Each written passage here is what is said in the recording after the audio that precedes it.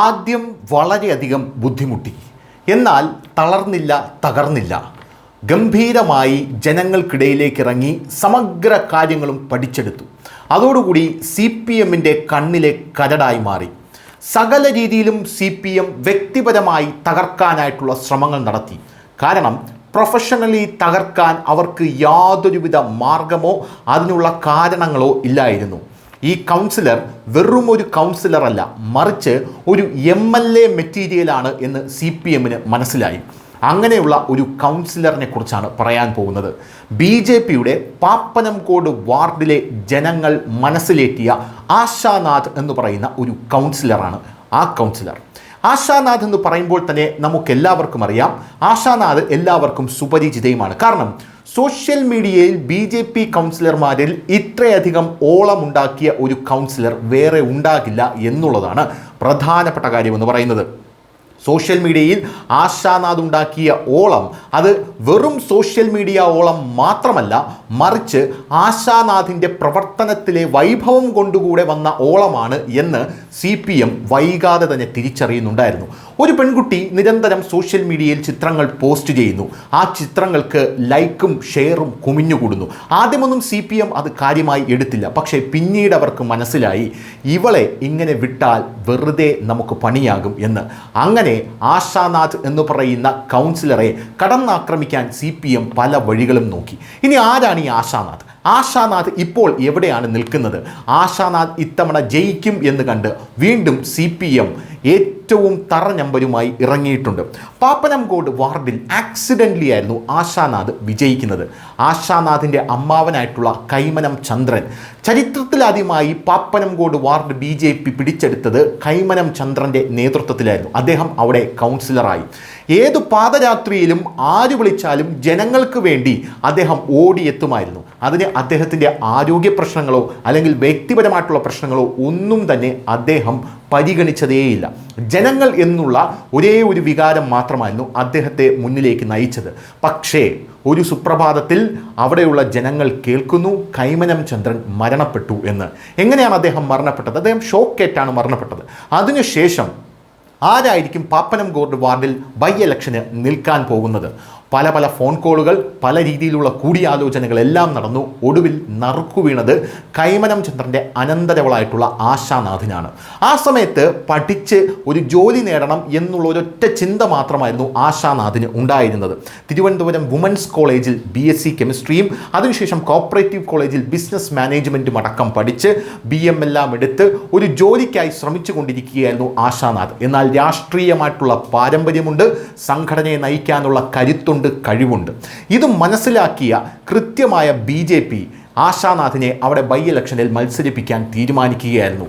35 വോട്ടിന്, എത്രയാണ്? വെറും 35 വോട്ടിനാണ് ആശാനാഥ് പാപ്പനംകോട് വാർഡിലെ ബൈ ഇലക്ഷനിൽ വിജയിച്ചു കയറിയത്.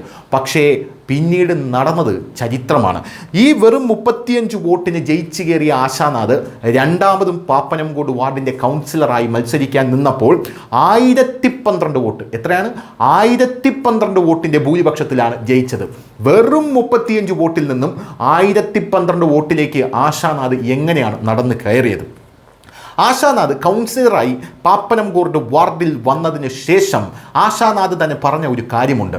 പൊട്ടക്കിണറ്റിലെ ഒരു തവളയെ പോലെയാണ് പലപ്പോഴുമെന്ന് എനിക്ക് തോന്നിയിട്ടുണ്ടെന്ന്. ഇതൊരു കൗൺസിലറിൻ്റെ കൃത്യമായിട്ടുള്ള ബോധ്യമാണ്. കൗൺസിലറായി കഴിഞ്ഞാൽ എല്ലാം തികഞ്ഞു, ഇനി ജനങ്ങൾക്കും മേലെയാണ് ഞാനെന്ന് വിചാരിക്കാതെ, ഞാൻ പൊട്ടക്കിണറ്റിലെ തവളയാണ്, എനിക്കിനിയും ഒരുപാട് കാര്യങ്ങൾ പഠിക്കാനുണ്ട്, ജനങ്ങൾക്കിടയിലേക്ക് ഇറങ്ങാനുണ്ട് എന്ന് കൃത്യമായി ആശാനാഥ് മനസ്സിലാക്കി. ആ വിനയം, ആ ഒരു ലാളിത്യം, അത് ആശാനാഥ് ഒരിക്കലും കൈവിട്ടില്ല. ജനങ്ങൾക്കിടയിലേക്ക് ഇറങ്ങി അറിയാത്ത കാര്യങ്ങൾ ആശാനാഥ് പഠിച്ചെടുത്തു. കൃത്യമായിട്ടുള്ള വർക്കൗട്ടിലൂടെ ആശാനാഥ് പാപ്പനംകോട് വാർഡ് കൗൺസിലറായി അവിടെയുള്ള ജനങ്ങളുടെ ഹൃദയങ്ങളിൽ ഇടം നേടുകയായിരുന്നു. അതിനുശേഷം പിന്നെ വച്ചടി കയറ്റമായിരുന്നു ആശാനാഥിൻ്റെ ജീവിതത്തിലുണ്ടായത്.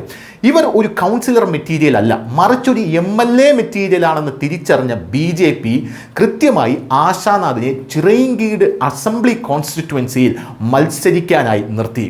അങ്ങനെ ആശാനാഥ് ചിറയിൻകീഴ് അസംബ്ലി കോൺസ്റ്റിറ്റ്യുവൻസിയിൽ മത്സരിക്കുന്നു.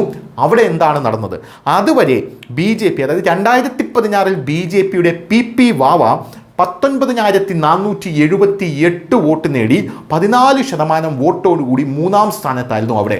ആ വോട്ടിംഗ് ശതമാനം 21.36% ഉയർത്താൻ വെറും ഒരു കൗൺസിലറായിട്ടുള്ള ആശാനാഥിന്, നമുക്കറിയാം ചിറയൻകീഴ് എന്ന് പറഞ്ഞാൽ ആശാനാഥിന് പ്രവൃത്തി പരിചയം പോലുമില്ലാത്ത മണ്ഡലമാണ്. അവിടെ വന്നു നിന്ന് അത്രയധികം ഓളമുണ്ടാക്കി 11,000-ലധികം വോട്ടുകൾ ഉയർത്തി ആശാനാഥ് വോട്ടിങ്ങിൻ്റെ ശതമാനം, അതായത് ഇലക്ഷൻ വോട്ടിങ്ങിൻ്റെ ശതമാനം 21.36% ഉയർത്തുന്ന കാഴ്ച നമുക്ക് കാണാൻ സാധിച്ചു. വെറും പാപ്പനംകോട് വാർഡിലെ കൗൺസിലറായിട്ട് ആശാനാഥാണ് ഒരു നിയമസഭാ മണ്ഡലത്തിൽ ഇത്രയും വലിയ പെർഫോമൻസ് കാഴ്ചവച്ചിരിക്കുന്നത്. ഇത് മാത്രമല്ല, CPM ഇതോടുകൂടി ആശാനാഥിനെ നോട്ടപ്പുള്ളിയാക്കി. അതിനുശേഷം തൊട്ടതിനും പിടിച്ചതിനുമെല്ലാം ആശാനാഥിനെ വിമർശിക്കാനുള്ള വലിയ രീതിയിലുള്ള മുന്നൊരുക്കങ്ങളായിരുന്നു CPM നടത്തിയത്. അതിൽ ഏറ്റവും പ്രധാനപ്പെട്ട ഒരു കാര്യം, ചാണ്ടി ഉമ്മനുമായി ആശാനാഥ് ഒരു ചിത്രം പങ്കുവച്ചു.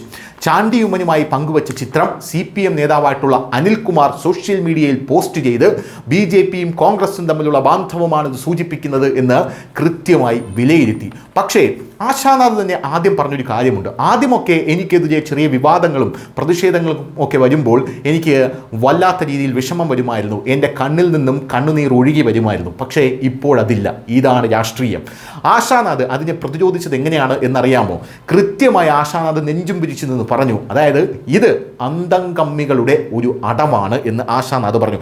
ഈ CPM നേതാവായിട്ടുള്ള അനിൽകുമാർ അതേ ചിത്രത്തിൽ സൂര്യ എസ് പ്രേം എന്ന് പറയുന്ന CPM പഞ്ചായത്ത് പ്രസിഡന്റും അവിടെയുള്ള നേതാവുമായിട്ടുള്ള ഒരു വ്യക്തിയുടെ ചിത്രം മറച്ചാണ് അത് പോസ്റ്റ് ചെയ്തത്. ഇതോടുകൂടി ആ പ്രചാരണം പൊളിഞ്ഞടുങ്ങി പണ്ടാരമായി.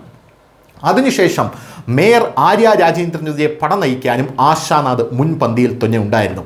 അതിനുശേഷം CPMൻ്റെ സ്വർണ്ണക്കൊള്ള, ശബരിമലയിലെ സ്വർണ്ണക്കൊള്ളയിൽ മഹിളാ മോർച്ച നടത്തിയ വലിയ പ്രതിഷേധത്തിൽ ജലപീരങ്കിക്ക് മുമ്പിൽ മഹിളാ മോർച്ചയുടെ ഏറ്റവും വലിയ നേതാവായി നിന്നത് ആശാനാഥായിരുന്നു. ആ ചിത്രങ്ങളടക്കം മലയാളത്തിലെ മാധ്യമങ്ങൾ വളരെ വലിയ രീതിയിൽ ഹൈലൈറ്റ് ചെയ്തു. ആശാനാഥ് പറയുന്നത് ഒരൊറ്റ കാര്യമാണ്, രാഷ്ട്രീയം എന്ന് പറഞ്ഞാൽ റോഡ് പണിയും കുടിവെള്ളം മാറ്റലും സ്ട്രീറ്റ് ലൈറ്റ് മാറ്റലും ഒന്നുമല്ല. സാധാരണക്കാരുടെ വീടുകളിൽ ബുദ്ധിമുട്ടുന്നവരുടെ ഇടയിലേക്ക് ഇറങ്ങിച്ചെന്ന് അവരെ അടുത്തറിയണം, അവരുടെ പ്രശ്നങ്ങൾ പരിഹരിക്കണം. അതാണ് പാപ്പനംകോട് വാർഡിൽ ആശാനാഥ് നടത്തിയ പ്രവർത്തനം എന്ന് പറയുന്നത്. പാപ്പനംകോട് വാർഡ് കൗൺസിലറായി സാധാരണക്കാരുടെ ഇടയിൽ ആശാനാഥ് ഇറങ്ങിച്ചെന്നു. ഇപ്പോൾ ആശാനാഥിനെ എവിടെ വെച്ച് കണ്ടാലും പാപ്പനംകോടുള്ള ഏതൊരാൾക്കും ആശാനാഥിനെ ആശാനാഥ് എന്ന് പേരെടുത്ത് വിളിക്കാനുള്ള സ്വാതന്ത്ര്യം ആയിക്കഴിഞ്ഞു. ഇതേ ആശാനാഥ് ഇത്തവണ കരിമം വാർഡിലാണ് നിൽക്കുന്നത്. അതായത് പുതിയ വാർഡാണ്. ഈ കരിമം വാർഡിലാണ് ആശാനാഥ് നിൽക്കുന്നത്. പാപ്പനംകോട് കൗൺസിലറായി മികവ് തെളിയിച്ച ആശാനാഥ് കരിമം വാർഡിലേക്ക് വരുമ്പോഴും ആ മികവിന് യാതൊരുവിധ ചോർച്ചയും സംഭവിച്ചിട്ടില്ല എന്ന് കരിമത്തെ ജനങ്ങൾ മനസ്സിലാക്കുന്നു. ആശാനാഥിനെ കണ്ട ഉടനെ തന്നെ അവർ ചോദിക്കുന്നു, പാപ്പനംകോട് വാർഡിൽ ഇത്രയധികം വികസനങ്ങൾ നടത്തിയ കൗൺസിലറല്ലേ നിങ്ങൾ എന്ന്. ആ ശുഭപ്രതീക്ഷയിലാണ് ഇത്തവണയും ആശാനാഥ് വലിയ രീതിയിൽ മത്സരത്തിനായി ഇറങ്ങുന്നത്. News desk, news India Malayalam.